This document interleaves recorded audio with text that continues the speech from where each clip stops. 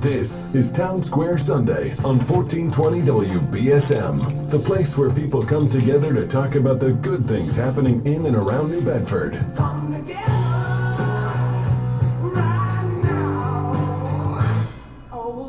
And now, the moderator of Townsquare Sunday, Jim Phillips. And welcome to this week's Public Affairs program, Townsquare Sunday. I'm your host, Jim Phillips, and this week we have details on the Mid-September Festival that continues to grow, the third annual William Street Festival, happening September 15th on and around William Street in New Bedford. And here to talk about it is Kevin Mitchell, the president of Gallery X, which is one of several prominent locations for the festival coming up on September 15th. Welcome. Thank you. Thanks for having me. Kevin, give us an idea what prompted folks to start the William Street Festival. What happened? How did that?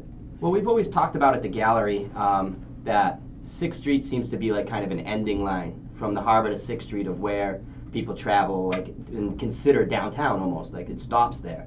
And we were always above 6th Street. Sure. And so we needed to get people up there, and then when, and the Unitarian Church has always been there and always partnered with us. But then when your theater came in, we realized we had these 3 communities, separate ones, that kind of now function in almost an island up there, because they, as I said, nobody really travels up there. So we put our heads together and like, how can we bring awareness to what's going on this side of 6th Street, and to maybe expand what's happening downtown. And the idea came to do a festival to really highlight the 3 churches and show what's going on in the buildings there. Kevin, for those who don't know about your theater and their moving into the First Baptist Church, is that right? Tell us about that. What, a general explanation. Well, general explanation is they've been at their location now for quite some time, and they felt like they needed to expand, I think. And the First Baptist Church has always been there. And that was Rivet Street, right? Yes, they were on Rivet Street and down towards the south end. Right. And the Whale Foundation, which is big on like using community space and really helping refurbish some of these older buildings, they realized that there was maybe a way they could partner with them too to help raise the funds to save this building. The First Baptist Church is where Robert's Rules of Order were written. And so it's a piece of our history, a piece of national history now. And they realized that they could be a part in helping to save it, so they really wanted to take it. And so they're there now. Mm-hmm. You folks, Gallery X, which is a prominent player, if you will, in that general neighborhood. Mm-hmm. And we've got the Unitarian Church on 8th Street. We're going to talk about the churches in just a moment. But New Bedford has a lot of festivals every year, some big, some smaller. What is this event all about? What is the William Street Festival? What's it made up of? It's really the churches. It's really those buildings there to get the people who, all the members at Gallery X, they want to highlight their work more. All the people at the Unitarian Church, which has been a hub for performing art for a long time, they have a very long-running coffee house monthly there where it's open mic, and some really great poets and musicians come in and out of there. They really wanted to show people what they do and maybe get some more foot traffic there and grow what's already been established even more. All right. So, as you've said, much of the activity will center around these 3 churches. Mm-hmm. We've kind of skirted it. And this will be, there'll be activity in all 3 locations. Yes, there will. Down at First Baptist, they're going to open up and they'll let people see the building. The building's being under construction right now. They're working on the steeple. But in the parking lot there, what we're going to do is we're going to set up some of the street artists that are now doing Super Flat this weekend. They're going to come up and do some live painting. So people will be able to see them go from blank wall to their finished art piece, and that'll be happening all day in that parking lot. At the gallery, what we're going to do is we set up outside, we set up some bands. We have 5 bands from Pumpkinhead Ted, Hot Cheese Roll Club's going to be there, I know that. And then at the Unitarian Church, there's going to be some children activities and some there's going to be some open mic musicians, all kinds of stuff happening at all 3. And you can travel between all 3 because the streets are closed. So it's just going to be a nice place to walk between all the churches, and there's going to be vendors selling some arts and crafts, some food trucks there. It's going to be a great day.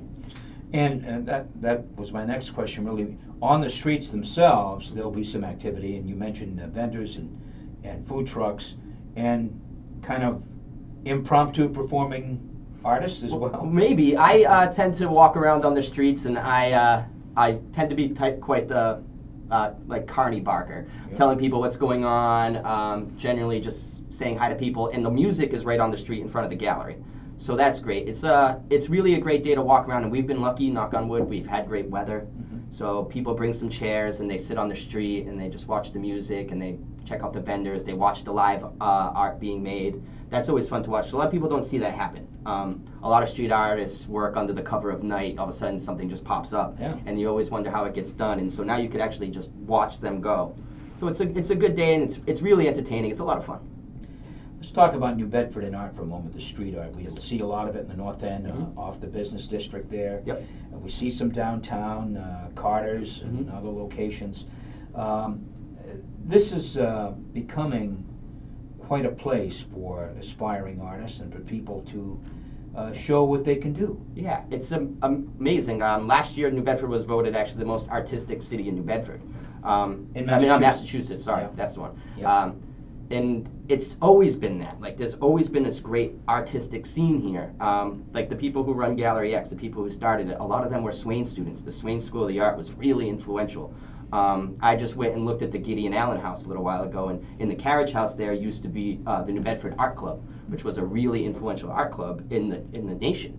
And now I feel like the torch is just kind of being passed to this newer generation, and their medium is the street art, whether it's stencils or free graffiti, freehand.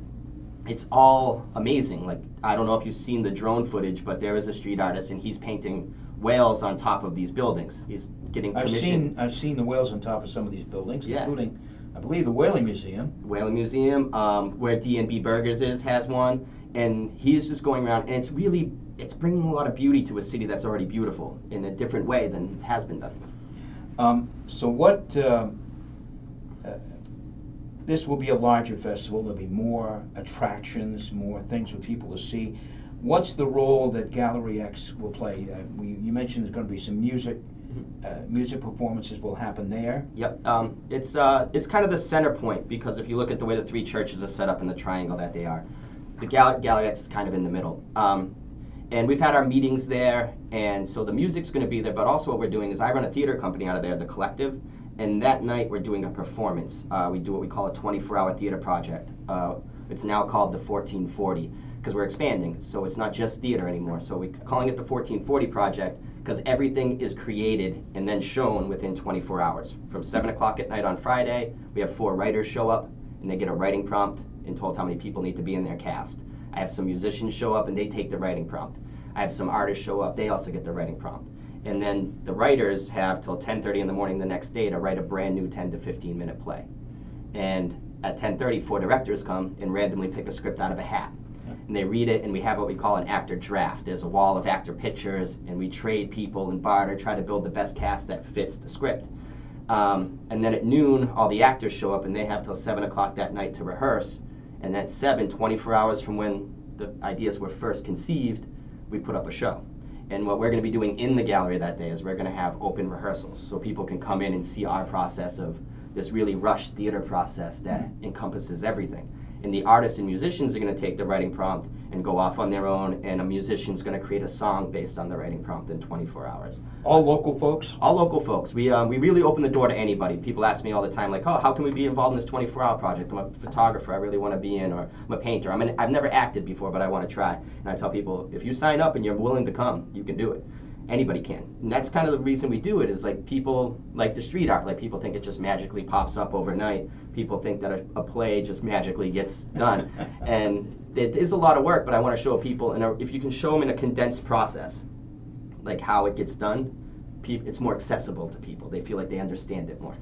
And in some cases, if they're participating, they feel like they own it. Yes, everybody should. Like, I feel like everybody should take some ownership on something artistic in their lives. They should feel like they do something artistic. It's something I think that's very important to being human, is the artistic expression that we have. You're listening to Townsquare Sunday. My guest is Kevin Mitchell of Gallery X and a contributor to the William Street Festival that's coming up in September. So the planning group, you were on that? Yep. You sat down with Charles Hawk and others? Yep. The people from the First Baptist, so your theater came in. Some people from the Unitarian Church came in, and we just sit down, and it's really like, what can we do to make this festival as great as it can be? Like, what can we do to help it? And everybody has their own style, and everybody has their own contribution. We have people that are very good, like they're just great organizers, so they do a lot of that. Some people talk a lot, like me, so they send me to do stuff like this. And it's always a great time to sit down with them, and it never feels like there's never any ego. It's never pulled in any direction. We're never like nobody's trying to get more out of it than anybody else. We're just trying to make it the best experience we can. Any thought to making this a 2-day event? It's been talked about. I think that would be down the line a little bit. It's been perfect the amount of time it is right now, because it goes from 12 to 6 that day. So it's 6 hours. The vendors come in, they get to come in and go. There's a lot of moving parts to it. Like, I've worked at the Folk Fest and at Folk Fest, and I know how much work they put into that. That's a year-round job. Just planning that. Yeah. It's a weekend event. Yeah. Recently held in July. Yeah, it was good. It was a great event this year too. I had a great time there.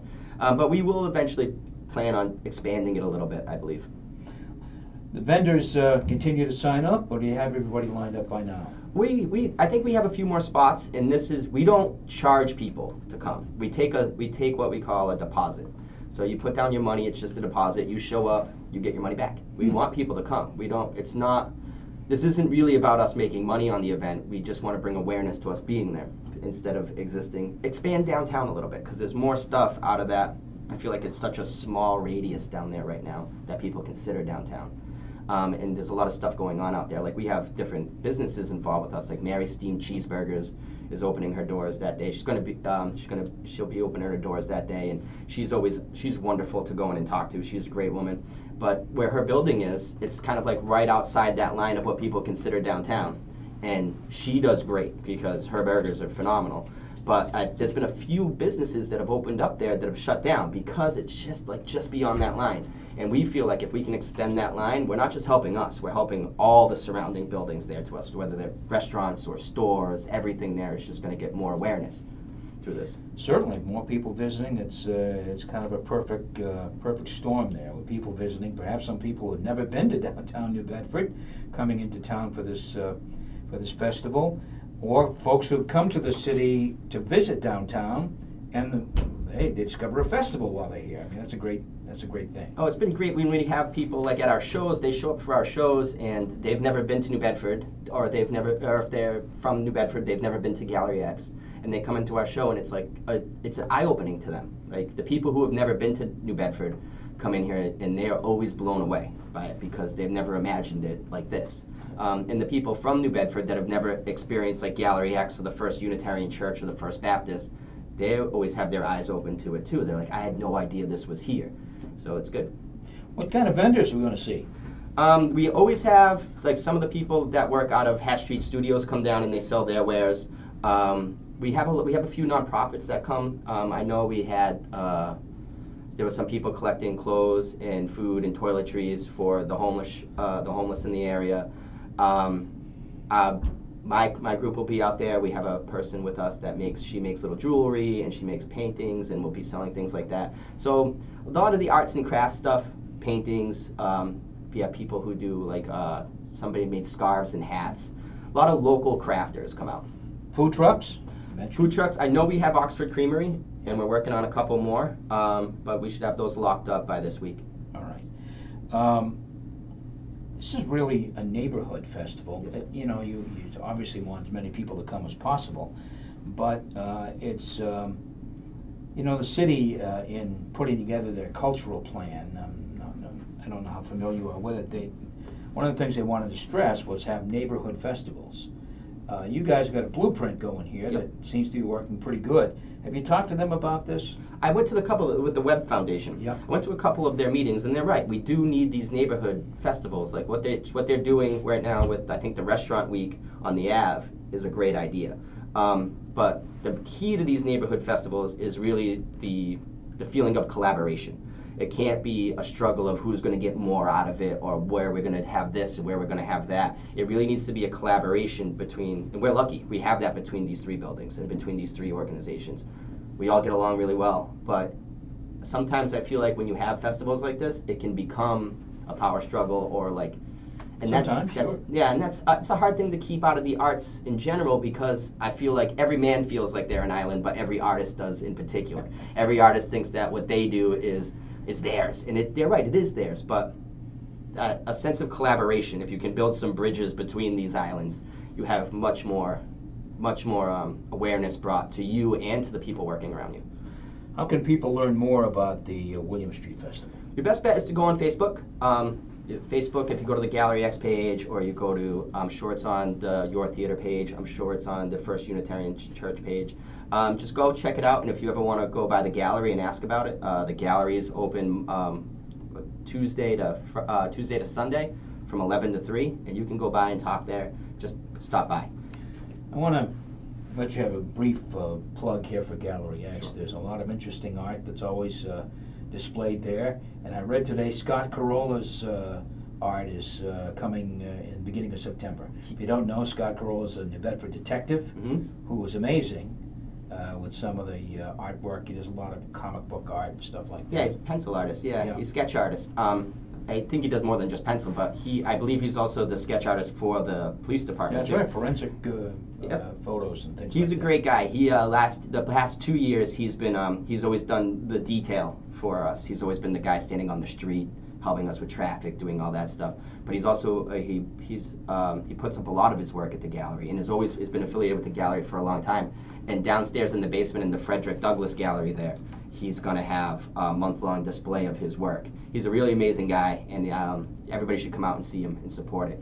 My guest has been Kevin Mitchell, president of Gallery X, one of the organizers of the William Street Festival in New Bedford. It's coming up from 12 to 6 on September 15th.